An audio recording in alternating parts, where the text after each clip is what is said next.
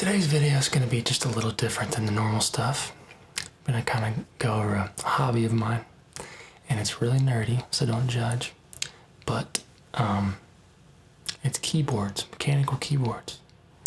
And from the outside looking in, you would probably think that there's not much to it. If you have a keyboard, you have a keyboard.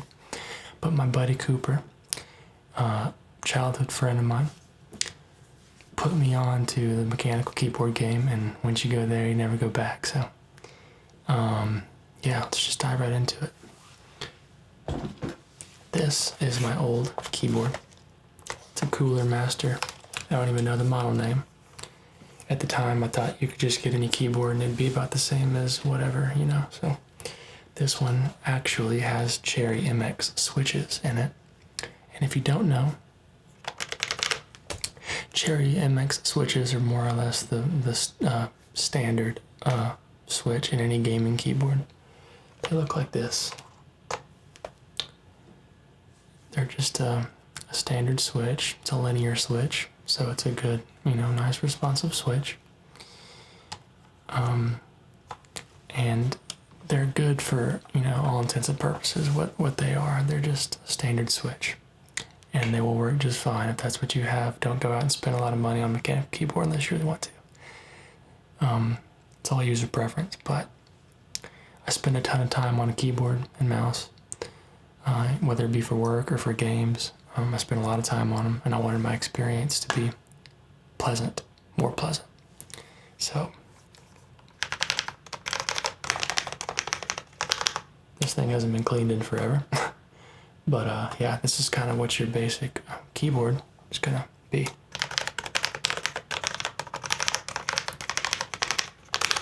Now, back to the switches. A switch is the thing, like you saw, that goes under the keycap, and it's gonna be what signals to your computer what button you just pressed. It wires into the board and goes to your computer. And there's different switches besides for just Cherry MXs. The ones I elected to get are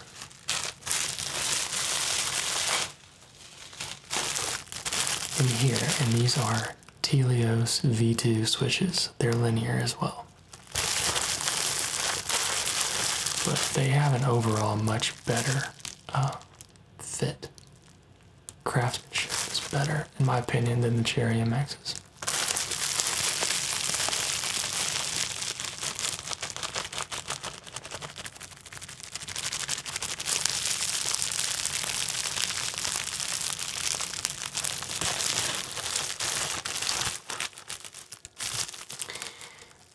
I elected to go with a 65% keyboard. I'll show it to you here in a minute. We'll do a sound comparison between the new one that I built and my old one that I bought. But with that said, there are actually parts to these switches. It's not just a solid piece, okay? There's like 5 or 6 parts, 4 or 5, 6 parts in it. And if you're not into the keyboard game, you wouldn't know about lubing and filming your switches. And what that is actually taking apart each individual switch, using a lubricant to coat the inside of the switch and the springs so that the motion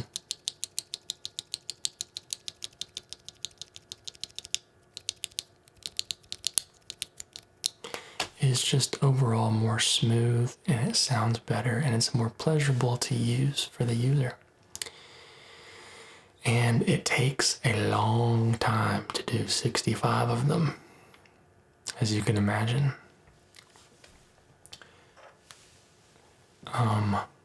This right here is a switch disassembler, I guess you could say. But one by one, you get your switches, place them on here, push down, the switch will pop, should pop apart like so, with your top half of your switch. Your stem, in this case, just this wonderful teal blue stem, with the Cherry MX profile or MX profile, your spring,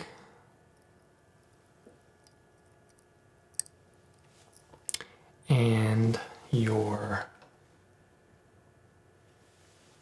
bottom half of the switch that connects to the keyboard. And it connects via these little legs here, and it relays this signal through these little protruding copper pieces here.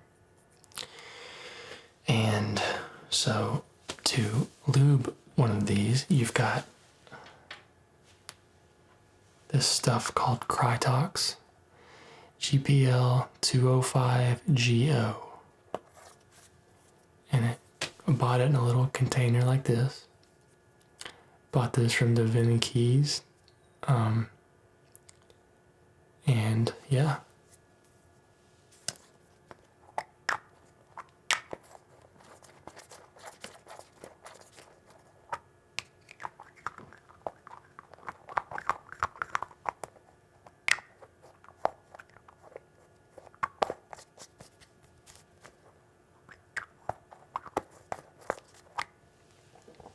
This has a very gloopy consistency, but it applies evenly if you get a thin amount. It's kind of how it looks right there. And it's definitely slick. Doesn't have a smell, no odor. But what you'll do is get your little brush, which I also got from Da Vinci Keys. Just a small little brush. And you'll get just the smallest little amount of this lube out of the container. Now, there are certain parts of the switch that you'll want to hit with the lube, and certain parts you won't want to hit with the lube. And that information is available on YouTube, on other sites that tell you how to lube and film switches. But just real briefly, you go over the parts that you need to in the switch, get it nice and lubricated, but not too much, okay? Then you get your, go ahead and set that down. Get your spring, and you lubricate it as well. I'll get my little grabber here. And you just coat the spring evenly as well. Get all in and around it. And you place the spring back into the lower half of the switch and just assemble it from there. But I also filmed my switches, which means to place a thin layer of silicone or some sort of rubber material between the top and the bottom of the switch, which is going to further dampen the switch itself, in turn making the keystroke sound more smooth, more even, and better, as well as just having an overall more pleasant typing experience, aiding to that experience. And so I'll show you what that looks like. My films are desk keys.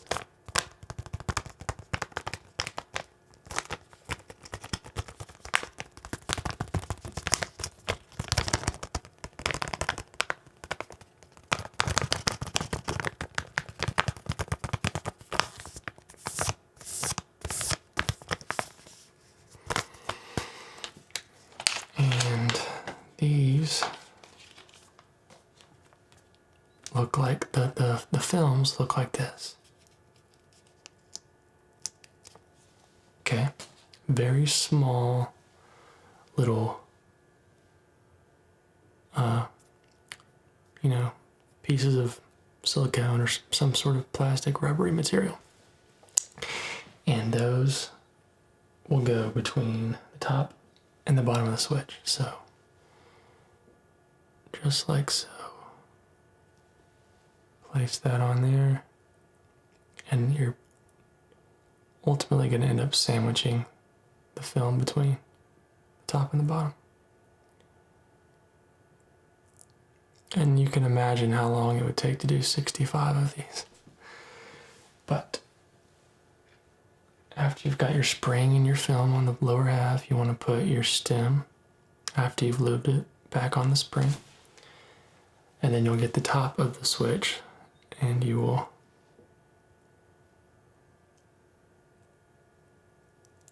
reassemble the switch like that. And there you have one fully lubed and filmed switch. And it's gonna make the keystroke sound better that way. So, now that you've seen that, we can go ahead and take a look at the keyboard itself. So, this is a Gray Studios keyboard. They are a top tier company in the keyboard game, in my opinion. I would say them and there's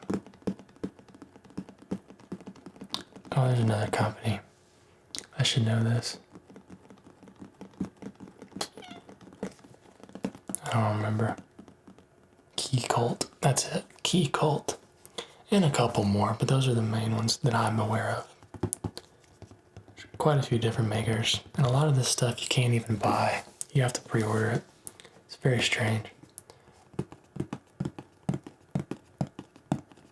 But this is the box.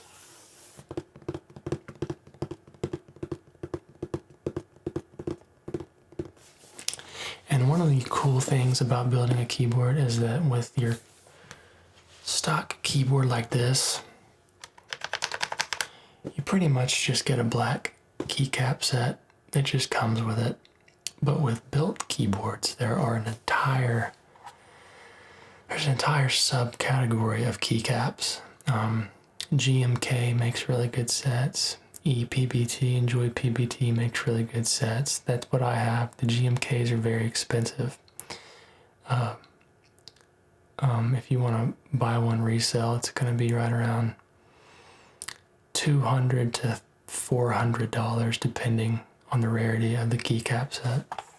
And that doesn't even get into the Rama keys, but this is just your standard basic keyboard here with the black keys and Cherry MX switches. This is Gray Studios Think 6.5 with Enjoy PBT keycap set 9009 model and 65 lubed and filmed Tealios V2 switches. I understand how insane this sounds. Believe me, I was like you at one point. You really don't want to know how much I paid for all this stuff. But the first thing you notice when you handle a keyboard like this is that it weighs probably double what this keyboard does. So when you set it on your desk, you just feel like you're typing on a very sturdy keyboard. As I mentioned, this is a Enjoy PBT keycap set with this pretty tan color around the edges. Really nice pink accents for the escape, space, and enter keys. And then nice blocky white keycaps on the letters and the numbers with nice black text. It's also got this Think 6.5 badge right here. Hopefully you can see that. And it's got a nice little LED strip right above it. Here's what the back of it looks like.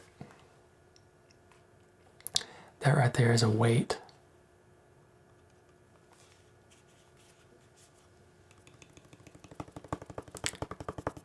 And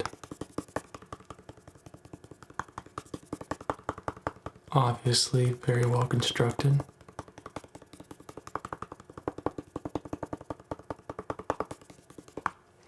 That sound compared to tapping on the back of this keyboard.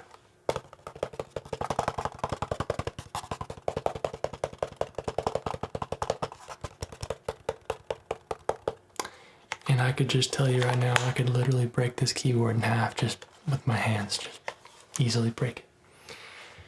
And this keyboard is like a tank.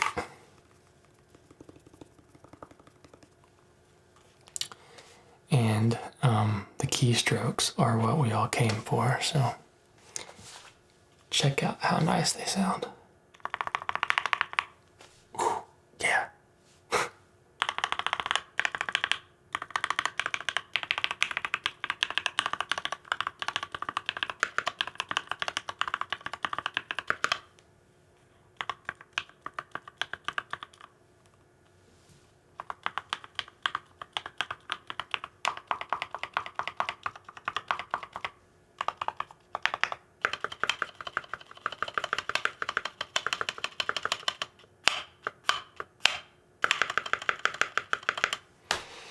That sound compared to this sound.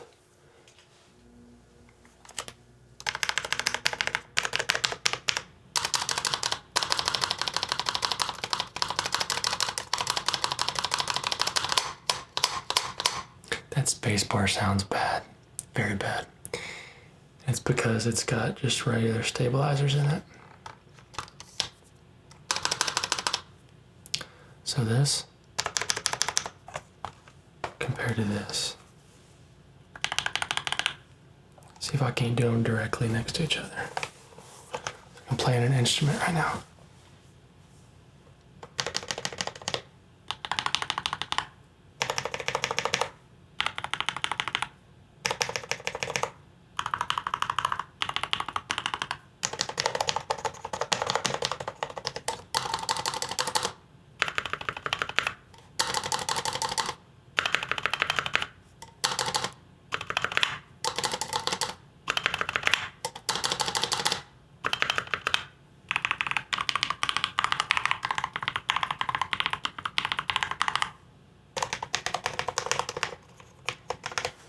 Yeah.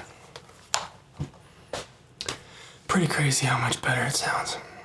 And let me tell you, it feels really good too. Very, very buttery keystrokes.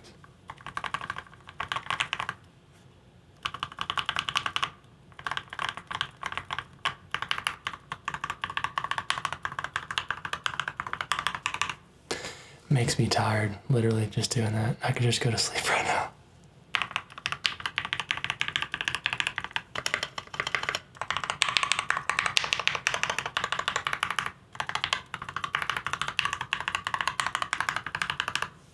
Wonderful.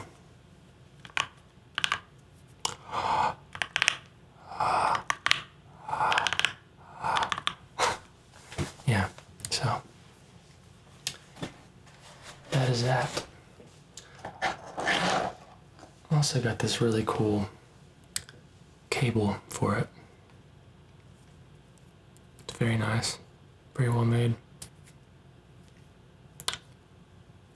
Kind of a bungee cable for the keyboard. But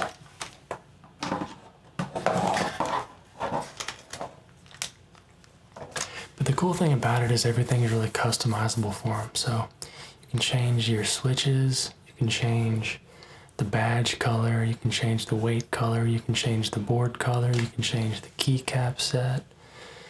They had a really pretty one just come out called the GMK Lydia ++. It's the second run of that, but it's a really nice black, pink, and white keycap set. Big fan of it. And yeah, so in my opinion, if you've got some money to spend and you're a big gamer or you spend a ton of time on your keyboard every day,